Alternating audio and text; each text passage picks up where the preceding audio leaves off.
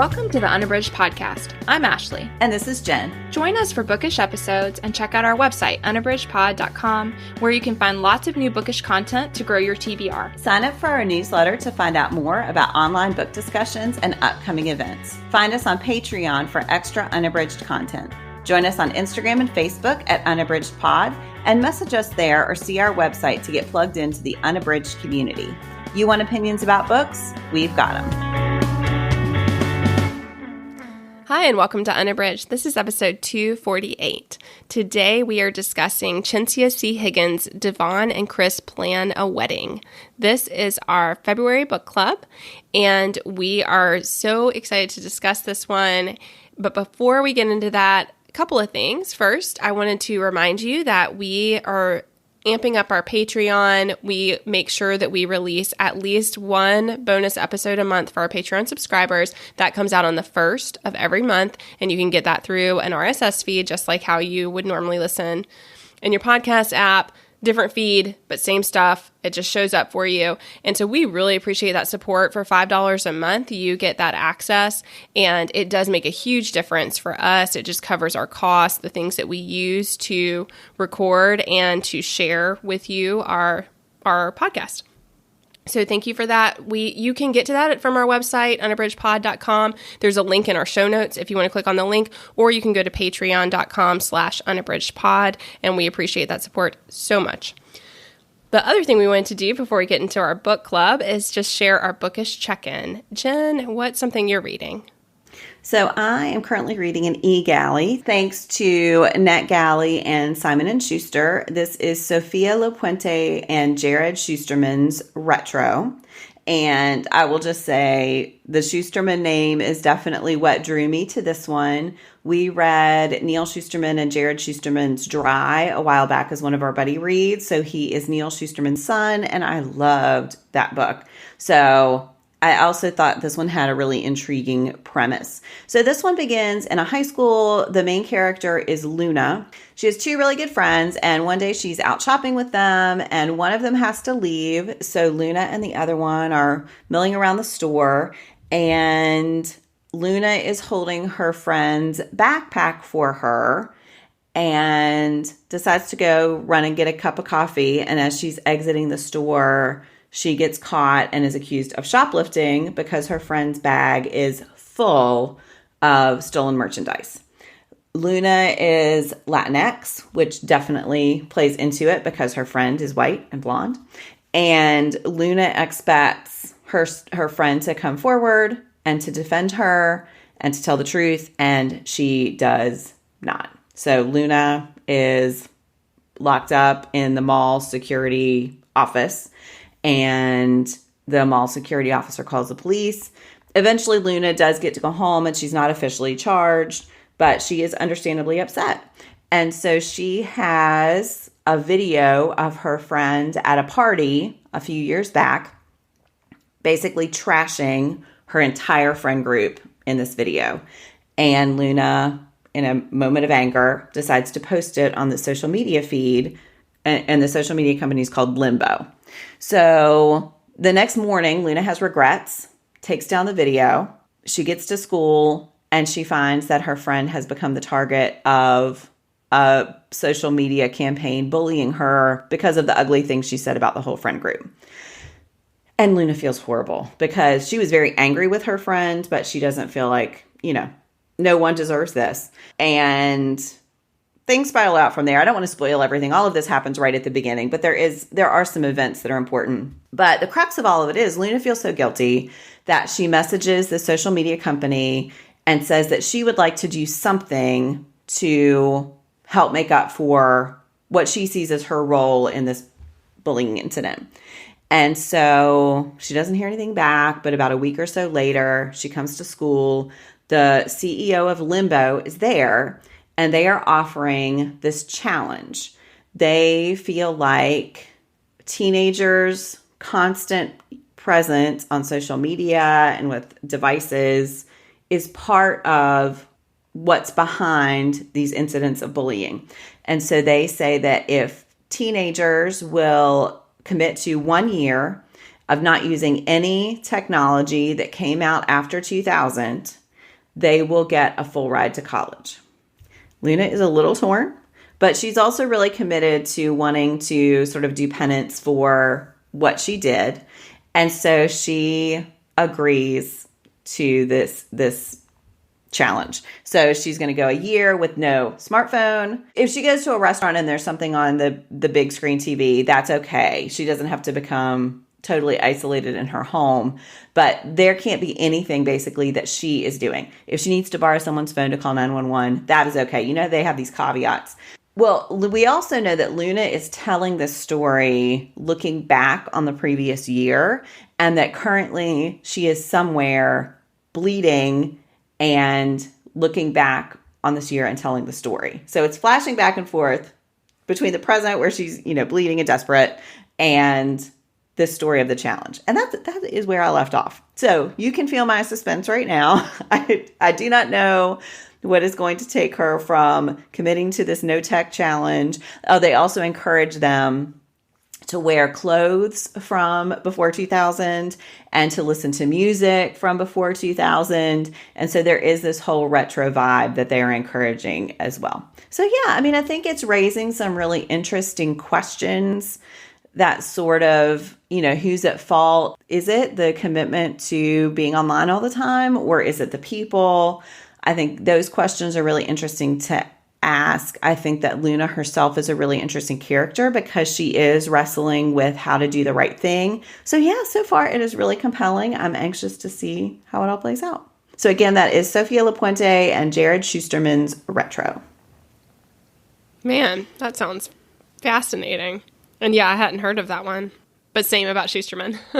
So we're recording a little early. It will come out at the end of January. So if you're listening to this, it is already out and available. And I'm hoping it has gotten some buzz because I think it's well worth reading. Yeah. And I'll definitely check out LaPuente's work. And again, I'm all in for Schusterman. All right. So Ashley, what are you reading? So I just recently started, I'm only a little bit in so far, but I started Maggie O'Farrell's This Must Be the Place. So people who keep up with the podcast, like if you read the Bookish Faves and some of our posts and stuff, one of the things I'm trying to do this year is just be a little bit more intentional about in my momentary decision. Like I feel like I choose books on spur of the moment and often at night because I read most at night. And so I have found as I'm like looking back that a lot of times I haven't read things that I think might be a little heavier or might be a little more work to read in whatever capacity. So emotional work, actual like brain work, it being a little more challenging, whatever. So that's just something I've been thinking about. So Maggie O'Farrell is somebody I love. We discussed a long time ago on the podcast, I Am, which I absolutely thought was brilliant. So I've been wanting to read more of hers. I had this on my Kindle. And so I was like, I'm going to start it. So yay me. I feel like that was a checkbox on a challenge, just wanting to do something and being like, I'm going to do it. I'm not going to pick the one romance that I still have floating on my Kindle. I'm going to read something else instead. And so far it's great, but it's not super heavy. I do think it may come to that, but it's not like I started and I was like, oh, I could have started this a long time ago. So the premise here is that it's from the perspective of Daniel Sullivan, who is a father. In the opening part of the book, he is living in Ireland. He's an American living in Ireland with his wife and children. And they live in a very remote area. But then as the story begins to unfold, it's the unpacking of his background that got him to Ireland, and then also her background. Claudette is his wife. And we come to find out that she is a wildly famous film star from the past, and that she disappeared and is living a reclusive life. She made a big exit. He did not realize who she was originally when he first meets her, but most of the world knows who she is. And so a lot of their current life is just her keeping a low profile in the countryside and them living their life. Well, the other thing that happens quickly in the book is, like I said, it's the unpacking. So there's a lot of movement through different points in time. And we come to see why he wound up in Ireland to begin with. So that happens pretty quickly. And what it starts with, a lot of what we see him happening is that he is looking for the ashes of his grandfather. And so, again, this is like maybe 20 years prior. So he's looking for the ashes of his grandfather, and he calls all these different places thinking he's never going to get anywhere, but he does call a place in Ireland that has them. And the people are like, when are you coming to get him? And so this propels him to go to Ireland and to pick up his grandfather's remains. And then as he is doing that, he takes his grandfather on all these different excursions, and that's where he meets Claudette. So we see that happening. And then the other thing that we find out pretty quickly is that he has an ex-wife, and he had 2 children with her. And we find out pretty quickly that he has had no contact with the children in a long time. And so all of that is unfolding. I mean, I am really captivated. I think that what I love that Farrell does so well is I feel like she really gets into the complexities of a person and how we are not just one thing, and that life is complicated, but also people are complicated. And so I think you really see that. You just see a lot of what's going on inside Daniel and his intentions, but also how that plays out. But like I said, it moves. I mean, it's quick moving. It's really compelling. And it's clear. I mean, I'm probably, I don't know, maybe 30% or something. And this hasn't really started to happen yet. But I think that there is a substantial issue with something that happened in his past that is going to get unpacked that we haven't really seen yet. That has to do with this person who is not in his family. And so I see that piece that I think is going to be important. But right now, it's a lot about his current family, but also his family that he is estranged from, and then just seeing how all that comes together. And yeah, I'm loving it. I think it's really beautifully written, and I am glad that I started it. So that one's Maggie O'Farrell's This Must Be the Place. Yeah, I love that too. You're right. Her writing, so it is literary fiction in the best possible way, and that the writing is beautiful and the characters are so well drawn. But all of hers, once I start them, I am just so swept in. And yeah, I just don't want to put them down. She's an amazing writer. Yes, I am loving it. And that's it. Thank you. That's exactly it, Jen. Is that I realized when I looked back over some of my last couple of years that I had not read much literary fiction, which in the past I have always loved. Mm-hmm. But I just started to realize that I was gravitating away from it. And while I don't think that we have to read it all the time, we always are saying, like, it's great to read what you love. It's great to read what you love. But I also think I find some fulfillment in reading books that are literary fiction or for whatever other reason require a little more work. And so then as I went into this year, I was like, I just want to make sure I'm reading some of that because I like it. It feels good when you read something that stays with you. Yeah. So today we are discussing Chencia C. Higgins, Devon and KRIS Plan a Wedding. And this one is a romance. I'm going to read a quick synopsis. In Devon and KRIS Plan a Wedding, both Kristen Zavala and Devon Miller have applied to be contestants on Instant I Do, a reality TV show whose goal is to convince friends and family members that the 2 strangers paired at the beginning of the appointed 6 weeks window are not only dating, but are getting married at the end of the 6 weeks. For Devon, being on the show is a chance to finally face her fears and share with her family that she's a lesbian. For KRIS, the show is about finding a shot at true love after many failed relationships. Can they convince their families and fulfill their personal goals? So that's really like the focus of the story. And I thought the premise was pretty funny, but let's talk about what our initial thoughts are. Jen, what was your overall impression? I really enjoyed this one. I thought it was a lot of fun. I thought the writing voice is strong and each character is so well developed and they have distinctive voices as the book switches back and forth between their perspectives. I really enjoyed that. I think I am very skeptical of shows like this. And so I appreciated that Higgins acknowledges that and has the characters acknowledge the problems with shows like that. And, you know, it's sort of playing with the idea of love at first sight and how ridiculous it is. And yet it is a romance centered on characters who are on a reality show that's playing with the idea. So I feel like there are all these levels of consideration of, reality TV. And then you also have just this great representation of characters who know that they are not often represented on reality TV. And for Devon in particular, that is a real goal. And so I like that as well. Just the acknowledgement of the complexity of these characters and the fact that we often don't see them on TV. So yeah, I really enjoyed it. I thought it was a fun romance. I was glad. This is one sometimes we pick our book club books that we've read before. This is one neither of us had read. And so I always go in with a little trepidation. And yeah, I thought it was great. What about you? Yep, I really enjoyed it. I felt like when I started, was like, oh my gosh, because of the premise of the reality show itself. But then I did love, immediately we see all the characters who were selected, and I really loved both, like you said, Jen, the representation, but also the acknowledgement of how rare that representation is. Just all the things like people of color, people of different body types, people of different sexual preferences, people of different gender identities, all of that, and how that has been so underrepresented. And yet the show makes such a conscious effort to do that. And all the people participating are aware of that. And so I just thought all of that was really great.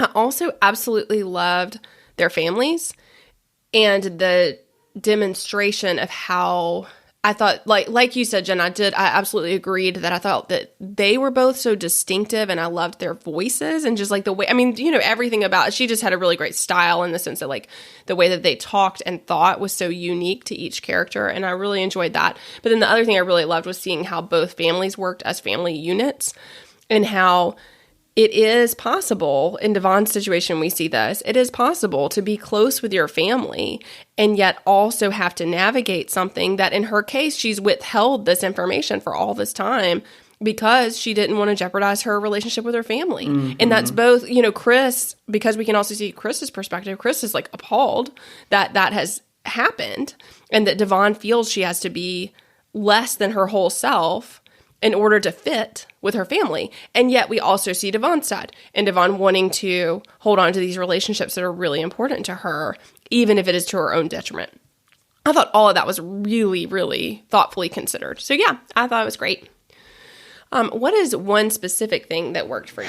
So I thought, I'm going to try to say this, and hopefully it's not too circuitous, but I really liked, so the premise of Instant I Do is that you have a proposed couple who is not actually a couple.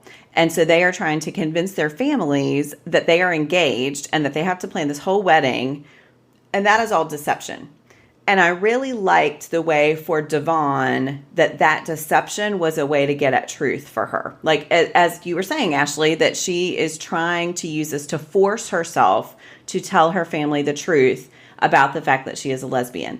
And I thought there was also this great discussion of the fact that that's not owed to anyone, that is her decision about when she will share that information, share that part of her identity. But I thought it was so smart to think about the different reasons we have for deceiving people or just for withholding the truth. And I thought that was really, really smart. And I was really worried that at the end there was going to be a whole scene of everybody being angry because they'd been on this reality TV show and they deceived them. And in the church, and instead you just see this outpouring of love for these people because they see the central truth, which is that they love each other. And so, yeah, they got there by deception. Anyway, I just thought that the way Higgins dealt with all of those layers was so smart. And yeah, I thought that was a really great, I think the differences between KRIS and Devon, one of them being the fact that Devon has not shared that information with really anyone, I think a handful of people, is a great way to show the contrast that everybody's not the same and they handle things in different ways and their families react differently. And yeah, I thought it was really great. Yeah, I completely agree. I thought that was one of the things that I really appreciated. And same, I was worried about what kind of spectacle we were moving toward. And I just wasn't very interested in there being a lot of, craziness with the deception, because in a lot of ways it was not a deception. Right. I mean, I think that while that might have been the original intent, they were genuine and there were feelings that developed and all of that. So, there was no need to be critical. Yeah. What about you? What was one thing that worked for you? I think something I really loved in the book was the secondary characters. I felt like there was I just loved how Higgins showed Kevin, who was kind of their guide slash producer slash, he was the one appointed to them as a couple and helping them with the steps along the way and the things they were required to do. I loved him. And I loved what we came to see about him, and just that he was optimistic and that he believed in love and that he wanted couples and gay couples specifically to be happy and fulfilled and recognized. And I just thought all of that was so richly done because he could have been a very different character. Mm-hmm. And instead, there were parts that were funny. There was a lot that was light, but I also felt like he was one of the characters I thought was great. Yeah. I also loved how we got to know Cinta was a great character for Devon, her best friend. I loved all that. I mean, I thought that relationship of them as friends, even the ability to say the hard thing and to call each other out when you misunderstand and to work their way through that, I thought all of that was really richly done. I mean, and same with the families. I mean, so I could go on and on about the secondary characters, but basically I thought that was a really notable part of the book that I thought was well done and enriched what I already enjoyed in the central characters. I mean, I thought KRIS and Devon were great, but I thought that the way that Higgins shows the tapestry of each of their lives, I thought was really well done. Mm-hmm. Yeah, I really loved, you mentioned Kevin, and I thought that the way the people behind this reality show functioned was great. One moment that stood out to me is the first time, I think it's in one of Devon's chapters, and they're getting ready to hook her up to the mic, and the sound engineer asks permission to put it on her, and she says, "Oh, is it negotiable?" And he says, "It's not negotiable that you wear it. It's negotiable whether I put it on you or not." And so even though it is, again, a show built on deception and built on manipulation, and they definitely are manipulated, the whole thing with finding the venues and everything, they are playing that for maximum drama, and yet there's still a respect in the way they treat the contestants that I think I really appreciated. And again, like you said, Kevin very easily could have been mean-spirited to create more drama for the TV. And yet, because he's pulling for them, he allows the drama that's there inherently to be there. But he doesn't artificially manipulate what he's telling them or not telling them to create more drama for the screen. So yeah, I thought that was interesting because so often we see these exposés of these reality TV shows, and they're horrible. And this one was enough that it would be interesting watching, but not so much that the characters felt disrespected, which I thought was great. Yeah, absolutely. Yeah, so we would each like to share a quote that we selected. Jen, what's a quote that you wanted to share? So this alludes to something I've talked about already, but right at the beginning when Devon finds out that she's been accepted to the show, she says, "Far too often, even the calls for queer representation tended to leave out people who looked like me, but not this time. They had accepted me in all of my cocoa brown-skinned, plus-sized, and lesbian glory, so I suppose they were doing something different for season 3. And I just thought, just that blunt statement of the fact that she looks different, that, it talks about colorism. I think with KRIS, you see someone who is very different from Devon, and the way it celebrates KRIS and the way she looks. And, it talks about her tattoos, and it talks about her piercings, and it talks about the fact that she works out, and all of that is celebrated. I just think is wonderful. I really appreciated that discussion through the book. And yeah, the word celebration just keeps coming to my head. That celebration of, like you said, when you see that people who've been cast, they are all quite different from each other, and they all have their own stories, and we may only get 2 of them, but that everyone has a unique story. And so I love that. Yeah, absolutely. Yep. Something we didn't comment on, but, her dedication, Higgins' dedication at the very beginning was about people who are still not telling their families, and her, just speaking to them directly and saying, "I see you." And so I just thought there was a lot of that too, of just being, seeing people for whatever those differences are and recognizing it. Yeah. What about you, Ashley? What's a quote you wanted to talk about? So this is when, towards the end, like Jen said, there is definitely manipulation throughout. And so one of the times that there is some manipulation is when they watch the application video that the other one sent in. So with this quote, This is Kris watching Devon, and Devon is talking about why she wants to be on the show.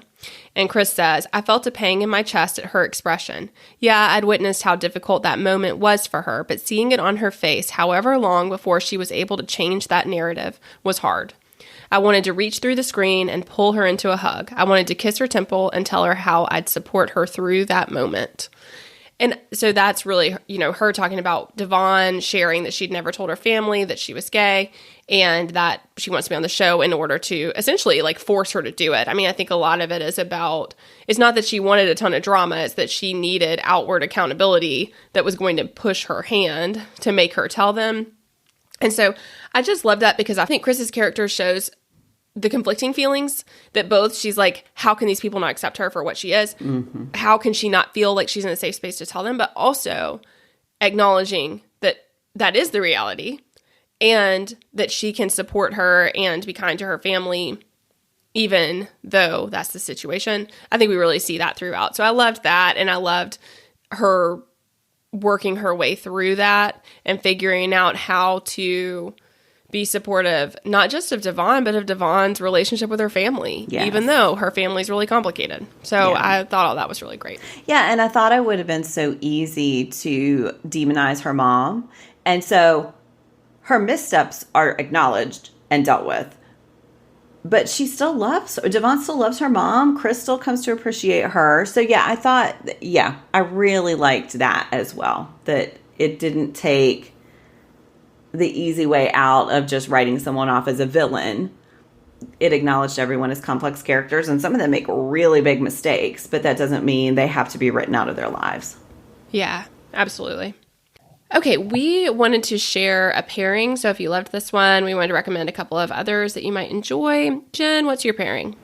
So I am recommending a book by Sophie Gonzalez, and I just want to say, if you are doing our reading challenge this year, Devon and Kris Plan a Wedding works. So our category, one of our categories is LGBTQ plus romance, and so obviously Devon and Kris Plan a Wedding would work. Sophie Gonzalez's books, all of those would work as well. Now, she typically writes YA, but her first adult novel is called Never Ever Getting Back Together, and it also centers on a reality show. So I think it's a great pairing for this one. This is about Maya, who has been dating someone who is related to royalty. His sister marries into a royal family somewhere in Europe. And she finds out at some point that he has been cheating on her. And they have a really ugly breakup that is much, much publicized. And the girl that he was cheating on her with is named Sky. So at some point, the ex, whose name is Jordy, becomes the center of a reality TV show called Second Chance Romance, where he brings all of his ex-girlfriends to one home, and they all date in an attempt for him to find love again with one of his exes. So Maya and Sky are both invited. Maya comes on with the intention of sharing the truth about what happened, because the way she was portrayed by the media was as this unhinged, very angry young woman who, was upset just because he dumped her and moved on with his life. Sky has no idea that this was the truth. Jordy had told her that he and Maya were broken up and that everything was hunky-dory and that she was just overreacting. And when Jordy calls Sky to ask her to be on the show, he warns her that Maya is, spreading these stories. The book takes place all in this house where Jordy is coming and dating all of these exes, and it alternates between Maya's and Sky's perspectives. And as the book continues, Maya and Sky start having feelings for each other. They are both bisexual.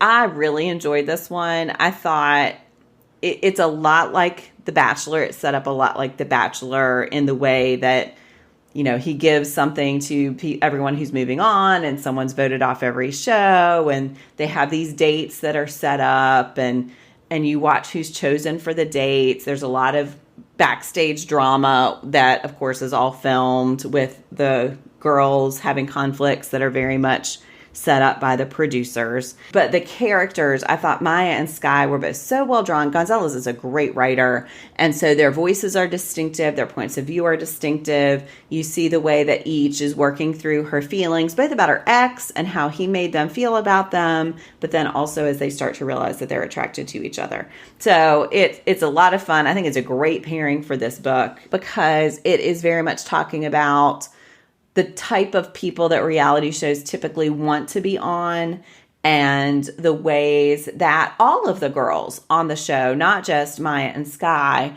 might fall outside of that expectation and how that should be acknowledged. So I really enjoyed it. Gonzalez, again, is an auto-read author for me. I really like her YA books, which do all focus on LGBTQ characters as well.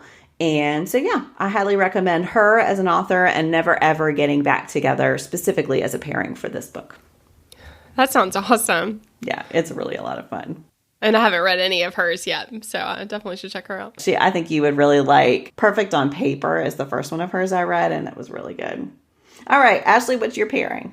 So I wanted to just mention that the one that I shared for Cozy Reads a while ago, Alexis Hall's Rosaline Palmer Takes the Cake, is a great pairing. I just didn't want to revisit that since I shared it recently. And I've had regret after the Cozy episode. That one is Open Door. And so afterwards I was like, oh, I should have said, because I still, forget sometimes to categorize. I forget the coded language of words like cozy. So should have said that. It is Open Door. And it's great. And in that one, the main character is bisexual. Like Jen was saying about Sophie Gonzalez, Alexis Hall always is exploring characters on the LGBTQIA spectrum. And so there's a lot of different kinds of characters who have different representations, but all of Alexis Hall's have gay characters, trans characters, characters who are bisexual, lots of different identity exploration there. And so that one would definitely qualify for our category. But today I wanted to share Alexis Daria's You Had Me at Hola. And the reason I wanted to share that one is because this centers on actors. So while it is not specifically reality TV, it is characters who on stage have to be in love. They have to play a certain role. They're being filmed doing that. And then it's them getting to know each other in real life also. And I thought it was really well done. This one focuses on Jasmine, who has had a really bad breakup, which was very public, and kind of has left her, like you were saying, Jen, like there was a lot of really negative publicity because of it. And so she's reeling from that. And then she has decided that she is going to be single. She's going to take a break.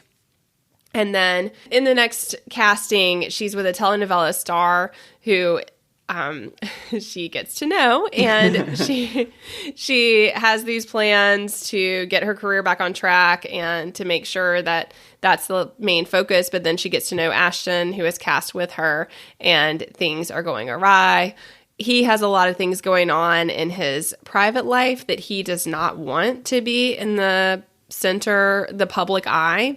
And so there's a lot of that. So I just think that it has those connections of what do we show on TV? What do we keep to ourselves? How are those things similar and different? And so for that reason, I think it's a good pairing, and I just really enjoyed it.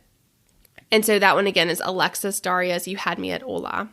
And there's at least a sequel, if not more, which I haven't come back to yet, but I would like to revisit. Yeah. I haven't read that one either, but it is definitely on my list. Well, we are going to wrap up with Bookish Hearts, and then we will share our Give Me One. Jen, how many Bookish Hearts? I think 4. I really, really enjoyed this one. Yep, 4 for me too. Yeah, it was a good one.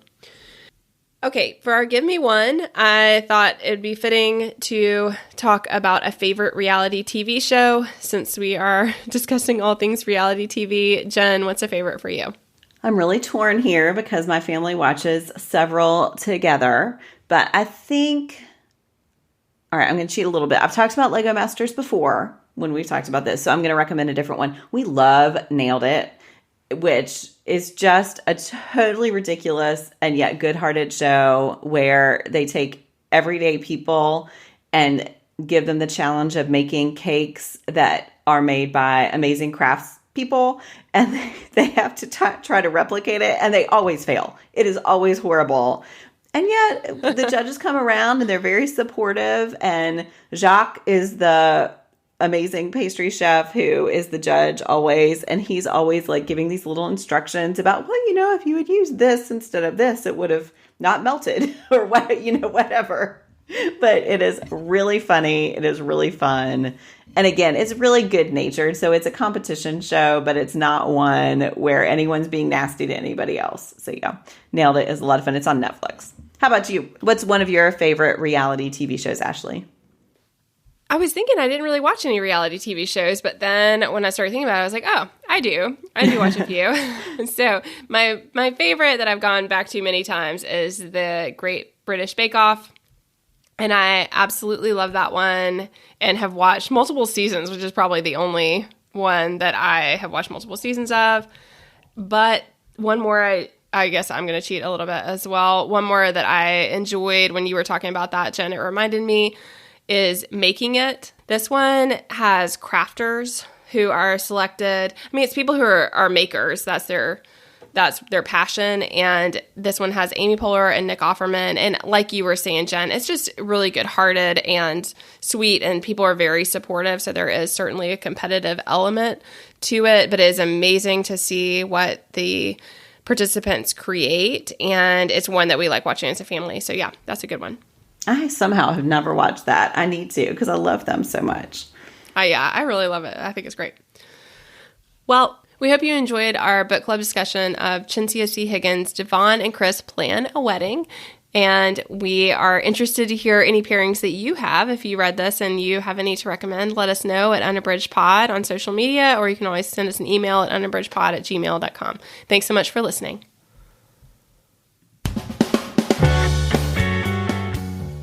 Do you have comments or opinions about what you heard today? We'd love to hear them. You can find us on Instagram, Facebook, and Twitter at unabridgedpod, or on the web at unabridgedpod.com for ways to support us. To get more involved, you can sign up for our newsletter, join a buddy read, or become an ambassador. Thanks for listening to Unabridged.